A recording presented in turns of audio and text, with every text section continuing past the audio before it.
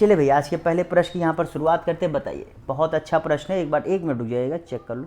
हाँ ठीक है, चलिए बताइए यहाँ पर इसका सही जवाब क्या होगा। United nation human development report 2021-22 के अनुसार भारत की रैंकिंग कितनी है? चलिए भैया फटाफट जवाब दीजिए, क्या होगा इसका सही जवाब। ह्यूमन डेवलपमेंट के अनुसार भारत की रैंकिंग कितनी है, आप लोग को बताना है। 140, 135, 130 और 132। तो यहाँ पर आप लोगों से प्रश्न है कितनी भैया?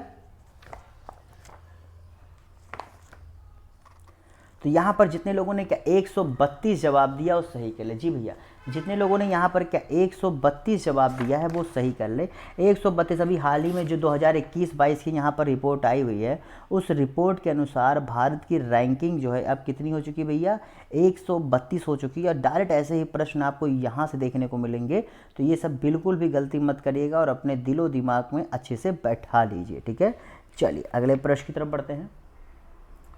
अगला प्रश्न है यहाँ पर कि इंदिरा गांधी शहरी रोजगार गारंटी योजना किस राज्य सरकार द्वारा चालू की गई है?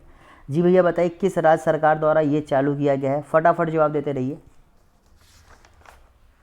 चलिए बताइए भैया, किस राज्य सरकार द्वारा पूछ रहा है यह योजना चालू की गई है?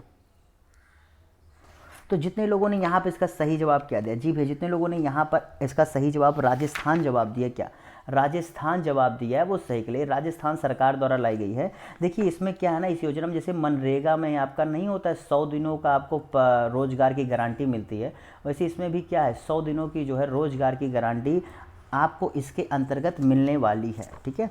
और ये जो 1 मिनट और मैं एक छोटी सी बता दूँ, जो ह्यूमन डेवलपमेंट इंडेक्स लाता है, मतलब ये जो रिपोर्ट में बता रहा था, ये बेसिकली जो है ह्यूमन डेवलपमेंट जो ना आप रिपोर्ट देखते हैं, जो मैं ह्यूमन डेवलपमेंट जो रिपोर्ट आती है, ये बेसिकली 4 तरह की रिपोर्टेड लेकर आता है, ठीक है। एक तो लेकर के आता है जो है क्या नाम है कि जो इनइक्वलिटी मतलब असमानता कितनी है, फिर जेंडर इनइक्वलिटी मतलब लैंगिक असमानता कितनी है, उसके बाद ये लाता है मल्टी डायमेंशनल जो है पॉवर्टी मतलब कि बहुस्तरीय जो गरीबी है वो कैसी है, ठीक है। और एक लाता है जेंडर डेवलपमेंट इंडेक्स लेकर के आता है।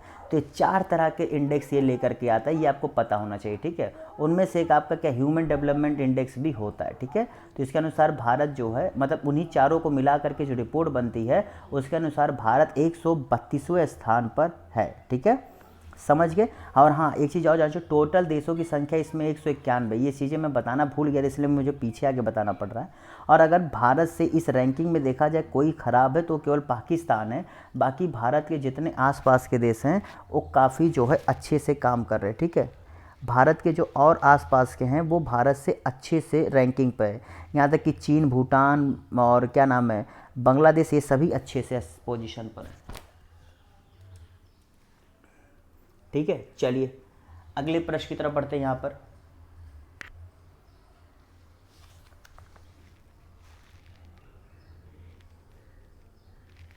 चलिए भैया अगले प्रश्न की तरफ बढ़ा जाए। मतलब मैंने आपको एक चीज़ फिर बताया ना कि यहाँ पर बंगला पाकिस्तान को छोड़ करके बाकी सभी भारत के पड़ोसी देश अच्छे था। पार्लियामेंट्री स्टैंडिंग कमेटी ने मनरेगा के अंतर्गत काम करने वाले मजदूरों को कितने दिन के अंदर भुगतान करने का सुझाव दिया है? जी भाई यहाँ पर प्रश्न पूछ रहा है कि मनरेगा के अंतर्गत जो काम करने वाले लोग हैं उनको जो है जो पार्लियामेंट स्टैंडिंग कमेटी, जानते हो क्या होता है? ये बेसिकली पार्लियामेंट्स में कई तरह की कमेटियाँ होती हैं, उन कमेटियों का काम होता है कि जो योजनाएं चल रही हैं उनमें क्या सुधार करना है और क्या उनमें और जो है सुधार के साथ साथ क्या उनमें जो है राज्य को निर्देश देने की ज़रूरत होती है, वो बेसिकली ये निर्देश और इनमें सुझाव को ही करते हैं। तो इसके अनुसार इन्होंने किया है कि देखिए जो भी यहाँ पर काम करते हैं मनरेगा के अंतर्गत, ठीक है, उनको हर हाल में देखिए क्या होता है ना, मनरेगा में अगर आप लोग काम कर रहे हैं आपके आसपास एक चीज़ पता होगा कि काफ़ी दिन जो है आपको हो जाता है, पैसा नहीं मिलता है। तो इसके लिए उन्होंने क्या है कि 15 दिन, जी भैया 15 दिन के अंदर जब आपका क्लोजर फिल हो जाए, जो भी जरूरी डॉक्यूमेंट्स फिल हो जाए काम करने के बाद, उसके बाद देखिए दरअसल आपका काम होता है तो उस दिन की रिपोर्टिंग होती है। जैसे ही आपकी रिपोर्टिंग हो जाए उसके 15 दिन के अंदर आपको भुगतान हो जाना चाहिए, ये बता रहे हैं। वैश्विक इनोवेशन इंडेक्स 2022 में भारत किस स्थान पर है? चलिए बताइए भैया इसका सही जवाब क्या होगा। और आपको पता है मनरेगा के अंतर्गत तो 100 दिनों की जो है आपको लाए, तो इसमें नॉन स्किल्ड जॉब पर ज़्यादा फोकस होता है। मनरेगा में अगर पूछ ले स्किल्ड जॉब, भैया स्किल्ड नहीं नॉन स्किल्ड जॉब्स के लिए मनरेगा लाया गया, ठीक है। तो यहाँ पर पूछा जा रहा है ये प्रश्न कि वैश्विक इनोवेशन इंडेक्स में भारत कौन से स्थान पर है? तो अभी भैया हाल ही में जो वैश्विक इनोवेशन इंडेक्स आया है उस इंडेक्स के अनुसार कौन से स्थान पर बताइए? तो वैश्विक ग्लोबल इनोवेशन इंडेक्स में भारत जो है 40वें स्थान पर, कौन से भी है 40वें स्थान पर है। इसमें टोटल 132 देशों की जो है क्या नाम है रैंकिंग निकाली जाती है। पिछली साल भारत जो है 46वें रैंक पर था, अब इसने सुधार करके 40वीं रैंक जो है हासिल की है। ठीक है, समझ के। और ये जो रिपोर्ट है ये 2007 से जो है लाई जा रही है कॉन्टीन्यूसली। ओके, चलिए अगले प्रश्न की तरफ बढ़ते हैं। वीपो जानते हो, वर्ल्ड इंटेलेक्चुअल प्रॉपर्टी ऑर्गेनाइजेशन, इसके अंतर्गत लाया जाता है। अगला प्रश्न, केंद्र सरकार द्वारा राष्ट्रीय आवश्यक दवा लिस्ट को 2022 में निरीक्षण करने के उपरांत कुल दवाओं की संख्या कितनी हो गई है बताइए। इसमें भैया दवाओं की संख्या, दरअसल क्या होता है ना, जो जरूरी दवाएं होती हैं उनमें केंद्र सरकार जो है चेक करता रहता है कि किन दवाओं को इसके अंतर्गत लाना है, किन दवाओं को नहीं लाना है। ठीक है, तो इसके अंतर्गत पूछ रहा है कि कितनी दवाओं को यहाँ पर लिस्ट निकाली जाती है हर साल। तो 2022 के लिए जो लिस्ट आई है उसमें दवाओं की संख्या में फेरबदल किया गया। अब फेरबदल करने के बाद एग्जैक्टली टोटल कितनी दवाइयाँ हैं जो इस लिस्ट के अंदर आती हैं, इसका जवाब पूछ रहा है। तो जितने लोगों ने यहाँ पर इसका सही जवाब क्या दिया है 384। जी भैया देखिए हुआ क्या है, 384 ड्रग्स टोटल अब इसमें आ चुके हैं।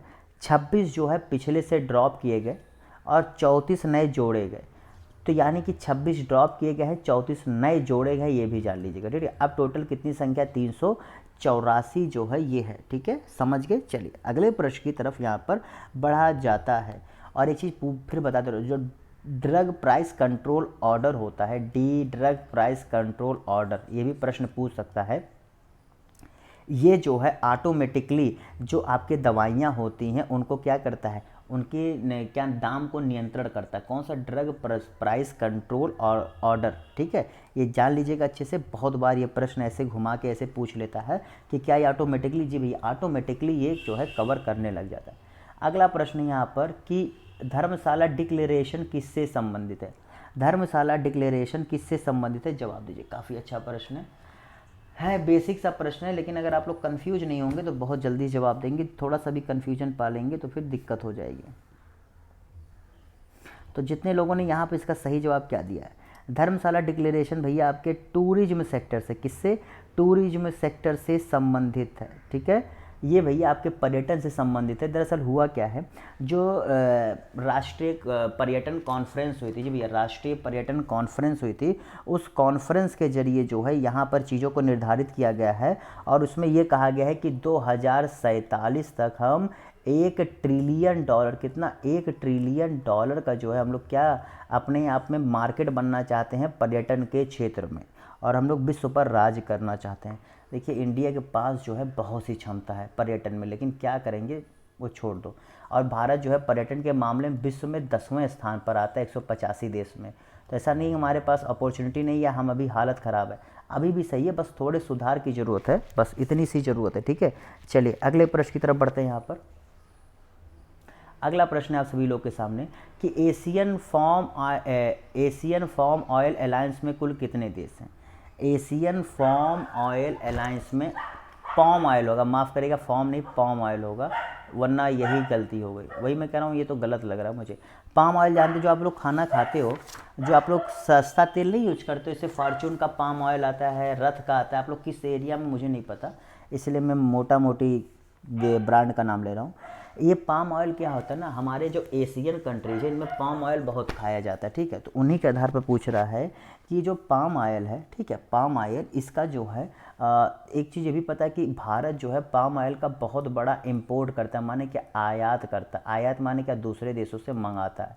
और आपके एशिया में अकेले 15% जो है यही खरीद करता है। ठीक है, एशिया में, मतलब एशिया के हिसाब से बता रहे हैं। और कुल कितने देश हैं भैया, इसी जो है पाम ऑयल को लेकर के, कि इसको लेकर के लोगों में जागरूकता पैदा की जाए कि ये ख़राब नहीं है, इसके बारे में अच्छाई बताने के लिए एक जो है अलायंस बनाया गया। इसमें कुल कितने देश है, तो इसमें महज जो है 5 देश है। कितने, 5। एक आपका इंडिया हो गया, दूसरा पाकिस्तान, तीसरा नेपाल, चौथा श्रीलंका और 5वां आपका बांग्लादेश। ठीक है, तो ये आपके 5 जो है आस पास के कंट्रीज हैं और जो सभी क्या एशिया में होते हैं। ठीक है, चलिए अगले प्रश्न की तरफ बढ़ते हैं। बताइए अगला प्रश्न यहाँ पर, इस कंपनी को सितंबर 2022 में राष्ट्रीय ऊर्जा अग्रणी पुरस्कार से सम्मानित किया गया है।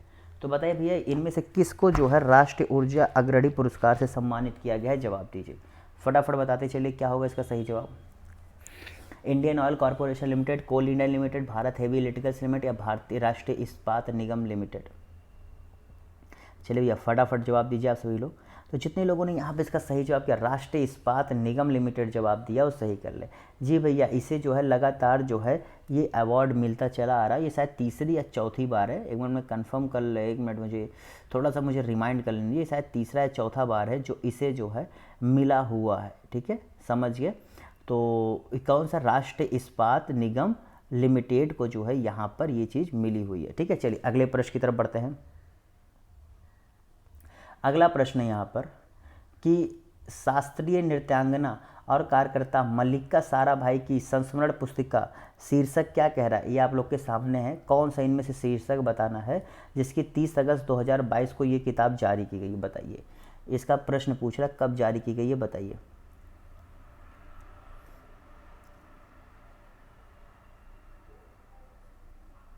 तो जितने लोगों ने यहाँ पर इसका सही जवाब क्या दिया, जी भैया, in free fall my experiments with living. ठीक है, इसका सही जवाब क्या है, in free fall my experiments with living. ठीक है, इनका 30 अगस्त 2022 को जो है किया गया था। और जो ये मल्लिका साराभाई जी हैं, ये आपके जो विक्रम साराभाई जी नहीं थे, जो आपके क्या नाम है स्पेस क्षेत्र से जुड़े हुए थे, उन्हीं की क्या है, पुत्री हैं ये। ठीक है, उन्हीं की पुत्री हैं ये। और ये जो है नृत्यांगना भी हैं, शास्त्रीय नृत्यांगना, जिसके बारे में और भी, ये भरतनाट्यम बेसिकली डांस करती, क्या भरतनाट्यम डांस ये करती हैं। ठीक है, समझ गए। चलो अगले प्रश्न की तरफ बढ़ते हैं। अगला प्रश्न है यहाँ पर कि भारत में चौथा सबसे बड़ा प्रत्यक्ष विदेशी निवेशक कौन है। भारत में चौथा सबसे बड़ा प्रत्यक्ष विदेशी निवेशक कौन है, बताइए। नीदरलैंड, फिनलैंड, स्वीडन, नॉर्वे, बताइए इसका सही जवाब क्या होगा।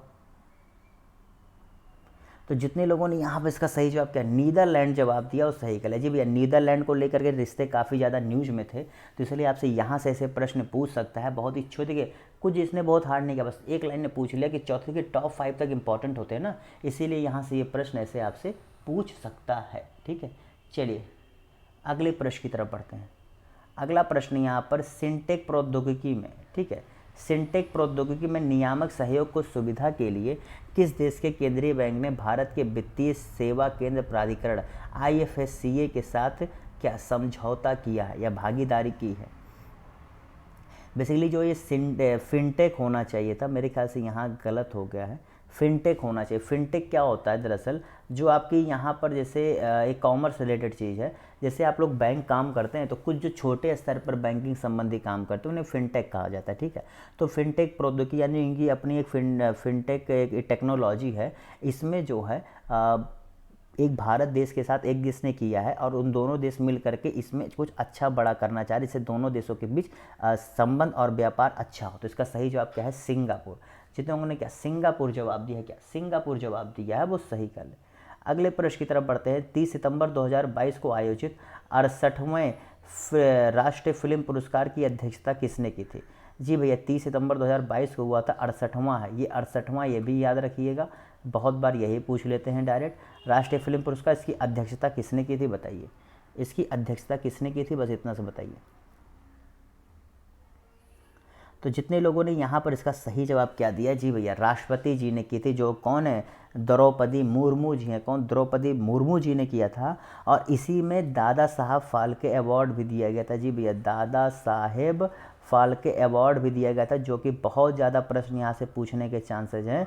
वो उनको किसको मिला भैया, इस साल मिला आशा पारेख जी को। किसे, आशा पारेख जी को मिला है जी आप लोग को। और ये कौन से, ये 2020 के लिए मिला, ये भी ध्यान में रखिएगा। ये दादा साहब फाल्के अवार्ड 2020 के लिए आशा पारेख जी को मिला है। और 1992 में इन्हें क्या, पद्म क्या था, श्री, हाँ, पद्म श्री भी इन्हें मिला हुआ है। तो ये 3 प्रश्न यहाँ से बन सकते हैं, तो इन तीनों चीज़ों को आपको जानना है। चलिए अगले प्रश्न की तरफ बढ़ते हैं। अगला प्रश्न है कि सितंबर 2022 में इंटरनेशनल राइटर्स समझते हो, जो लिखाई पढ़ाई करते हैं, एसोसिएशन के जर्मन चैप्टर का हरमन कैस्टेन पुरस्कार किसने जीता। एक काफ़ी प्रसिद्ध पुरस्कार होता है ये इनकी क्षेत्र में। बेसिकली जो जीता है वो हम लोग के लिए बहुत अच्छी बात है। दरअसल उसे जीता किसी और ने, एक भारतीय ने, उनका नाम क्या, मीना कंडास्वामी। जी भैया, मीना कंडास्वामी जी ने जो है हरमन कैस्टन प्राइज जीता है, जो कि जर्मन चैप्टर द्वारा जो है दिया जाता है, ठीक है। और और ये अवार्ड उन्हें मिलता है जो जाति पर या फिर भेदभावों पर जो है अच्छे से काम करते हैं, ठीक है। और जो ऐसी चीज़ों पर लिखने से कतराते नहीं है, डरते नहीं है, ना उन्हें समाज का ना उन्हें सरकार का डर होता है, तो उन्हीं को जो है इस अवार्ड से सम्मानित किया जाता है। आसान नहीं होता यार इन सब चीज़ों पे लिखना, तुम्हें समाज से लड़ना पड़ता है, सरकार से लड़ना पड़ता है, घर वालों से भी लड़ना पड़ता है। चलिए, भारतीय वायुसेना के इतिहास में पहली बार कितनी लड़ाकू पायलट चिनूक हेलीकॉप्टर उड़ाएंगे? आपसे एक प्रश्न यही पूछा था कि चिनूक हेलीकॉप्टर कहाँ से मंगाया गया है, तो चिनूक हेलीकॉप्टर भैया आपके कौन से, अमेरिका से मंगाया गया, ठीक है। ठीक है, ये भी आपको पता होना चाहिए।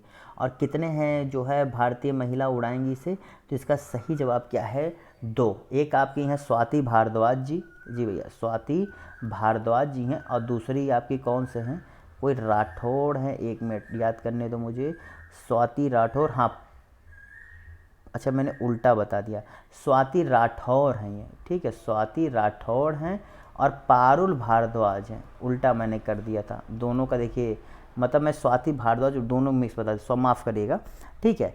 और इस समय इंडिया में 15 चिनूक हेलीकॉप्टर जो हैं, ये तो आपको पता ही होगा, ज़्यादातर LAC के पास ही ये काम करते हैं। और ये US से आया था, US में, फिर बता दो चिनूक कहाँ से, US से आया हुआ है। अगले प्रश्न की तरफ बढ़ते हैं। सितंबर 2022 में भारत और अमेरिकी तटरक्षक ने एक संयुक्त अभ्यास का आयोजन किया, बताइए क्या है। भैया सभी लोग लाइक करना मत भूलिएगा, ठीक है, लाइक जरूर से जरूर कर दिया करें। और PDF आपको जो है मेरे टेलीग्राम पर मिल जाएगी, ठीक है, टेलीग्राम पर मेले मिल जाएगी, तो वहाँ पर आप लोग ले सकते हैं, ठीक है। ये क्लास की पूरी PDF आपको वहाँ मिल जाएगी। और ये क्लासेज आपको मेरे इसी YouTube चैनल पर देखने को मिलेगा, तो सब्सक्राइब जरूर कर लिए। और भी ऐसे तैयारी के लिए, आपके पेपर के लिए महत्वपूर्ण क्लासेज भी मेरे चल रही हैं, जो कि आप देख सकते हैं, तो इसलिए सब्सक्राइब जरूर से जरूर कर लें, तभी पता लगेगा। तो जितने लोगों ने यहाँ पर इसका सही जवाब क्या दिया है, कितने लोगों ने भैया अमेरिकी तटरक्षक ने संयुक्त अभ्यास का आयोजन किया था, इसका सही जवाब क्या होगा, तो जितने लोगों ने यहाँ पर इसका सही जवाब क्या दिया, अभ्यास। जी भैया अभ्यास, भारत और अमेरिका के बीच अभ्यास होता है। देखिए मैं आपको यहाँ बता रहा हूँ, एक बार याद कर लीजिएगा। हैंड इन हैंड आपका चीन के साथ होता है, ठीक है। संप्रीति आपके बांग्लादेश के साथ होता है, BD जिसे शॉर्ट फॉर्म में कहते हैं। मित्र शक्ति तो मुझे इस समय नहीं याद आ रहा है, लेकिन ये तीनों तो मुझे पता है। चलो मित्र शक्ति तो प्रश्न में नहीं है, लेकिन मैं बता दूंगा फिर कभी, तो ये होता है, ठीक है। चलिए अगले प्रश्न की तरफ बढ़ते हैं, इस समय नहीं याद आ रहा मेरे दिमाग में। अगला है, केंद्र सरकार द्वारा एक नई कंपनी को महारत्न कंपनी का दर्जा दिए जाने के बाद भारत में कुल महारत्न कंपनी की संख्या कितनी हो गई है। चलिए भैया इसका सही जवाब क्या है, इसका सही जवाब क्या होगा बताइए। तो देखिए भैया, भारत में अभी हाल ही में एक नई कंपनी को जो है क्या दर्जा दिया गया, महारत्न कंपनी का दर्जा दिया गया। और महारत्न कंपनी का दर्जा किसे मिलता है, ये भी आपको जानना बहुत ज़रूरी होता है। महारत्न कंपनी का दर्जा उन्हें दिया जाता है जो अच्छा खासा मुनाफा पिछले 3 साल से कमा रहे होते हैं, ठीक है। जो 3 साल से अच्छा खासा मुनाफा कमा रहे हो, जिनका टर्नओवर 25,000 करोड़ से ऊपर हो पिछले 3 साल में, ठीक है, और 3 साल में 5,000 करोड़ का मुनाफा कमा रहे हो टैक्स भरने के बाद, ठीक है। ये 2-3 शर्तें होती हैं, और इसके साथ ही भारत में कुल महारत्न कंपनियों की संख्या 12 हो गई है। और जो लेटेस्ट में बनी है उसका नाम क्या है, REC लिमिटेड, REC लिमिटेड है भैया, ठीक है, ओके। ये जो है नॉन बैंकिंग फाइनेंस कंपनी है, क्या है, नॉन बैंकिंग फाइनेंस कंपनी है, ये भी आप लोग को पता होना। नॉन बैंकिंग फाइनेंस कंपनी मतलब ये जो है किसी बैंकिंग संबंधी ही काम करती है, ये तो आपको पता लगे ना। REC लिमिटेड क्या है, कैसे है, चलिए। और ये पावर मिनिस्ट्री, जी भैया शक्ति मंत्रालय के अंतर्गत ये आती है, कौन सी, REC लिमिटेड शक्ति मंत्रालय के अंतर्गत आती है। मैं क्या क्या लिख रहा हूँ मुझे खुद ही, मैं शक्ति के बाद P लिख रहा हूँ, पावर लिखने जा रहा था। चलिए अगला प्रश्न है, भारतीय ओलंपिक संघ के संविधान में संशोधन और निर्वाचक मंडल तैयार करने के लिए सर्वोच्च न्यायालय द्वारा एक कमेटी बनाई गई है। उस कमेटी को जो है उस कमेटी के लिए किसको नियुक्त किया गया है, उसका चेयरपर्सन, मतलब जैसे कमेटी होता है ना, हर कमेटी का एक चेयरपर्सन बनाया जाता है, तो इसका चेयरपर्सन कौन बने ये बताइए। तो जितने लोगों ने यहाँ पे इसका सही जवाब क्या दिया जी, ये 5 मेंबर की कमेटी बनी है। कितने? 5 मेंबर की कमेटी बनी है और इसका सही जवाब क्या होगा? वी के पॉल। जितने ने क्या, वी के, एक मिनट, अच्छा ओलंपिक संघ का है ना, एक मिनट,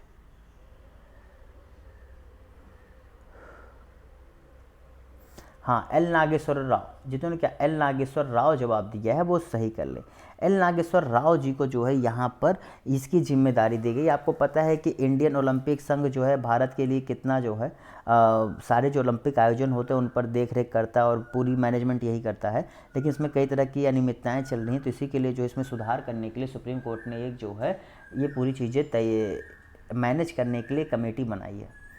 ये 5 लोगों की नहीं है भैया, ये 5 लोग कमेटी नहीं, वो दरअसल अलग कमेटी थी जो आप लोग के लिए मुझे ज़रूरी नहीं लगी थी, तो मैंने प्रश्न को हटा दिया था, ठीक है। ये बस एक कमेटी बनाई गई है जो इनके एल नागेश्वर राव के अंतर्गत देखेगी और पूरी चीज़ों को कैसे मैनेज करना है, किसमें क्या सुधार करना है वो बताएगी। अगले प्रश्न की तरफ बढ़ते हैं। ग्रेटर नोएडा में बुद्ध इंटरनेशनल सर्किट में भारत किस वर्ष में अपनी पहली मोटो जीपी, जी भैया आप बाइक रेस देखते हो, मोटो जीपी ये 4 स्तर पर होते हैं, इनकी मेज़बानी करेगा? बहुत अच्छा प्रश्न, बताइए। दरअसल 4 तरह के रेस होते हैं, एक मोटो जीपी होता है, एक मोटो 2 होता है, एक मोटो 3 होता है, मोटो ई होता है। मोटो जीपी के बाद जीपी की जगह 2 लगा दो, फिर 2 की जगह 3 लगा दो, 3 की जगह क्या, ई लगा दो, ठीक है। ये 4 रेस होते हैं टोटल। तो ये भैया इसका सही जवाब क्या होगा?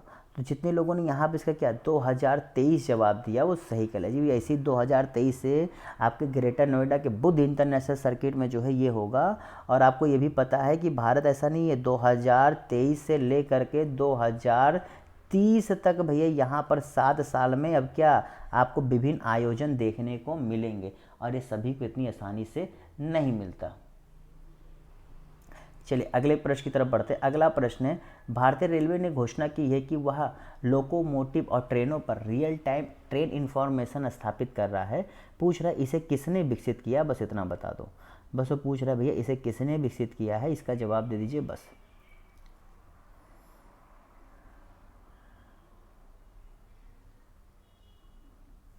अभी तक जो ये सिस्टम है ये 2700 लोकोमोटिव्स में और 21 इलेक्ट्रिक जो है इंजन्स में लगाए जा चुके हैं, मतलब इनका प्रयोग चल रहा है। और इससे मतलब क्या होता है ना कि जो आपकी गाड़ी जो देर होती है और जो उनमें दिक्कत होती है गाड़ियों के चलने में, वो सब चीज़ें हम एडजस्ट सही कर सकेंगे। तो इसका सही जवाब क्या है, इसरो। जी भैया इसरो जितने लोगों ने जवाब दिया है वो सही कर ले, ठीक है। आपको पता है ना इसरो की स्थापना 15 अगस्त 1969 को हुई थी, ये याद रखिए, कई बार पूछा जाता है। इसरो की स्थापना का 15 अगस्त 1969 को हुई थी। ये सब प्रश्न आपसे पूछ सकता है, चलिए थोड़ी ना है कि डायरेक्ट एक ही लाइन पूछे, वो घुमा के पूछ सकता है, उसको क्या है, उसको तो प्रश्न ही पूछना है। हर घर में आरओ का पानी पहुंचाने वाला उत्तर प्रदेश का पहला गांव कौन सा बन गया है, बताइए।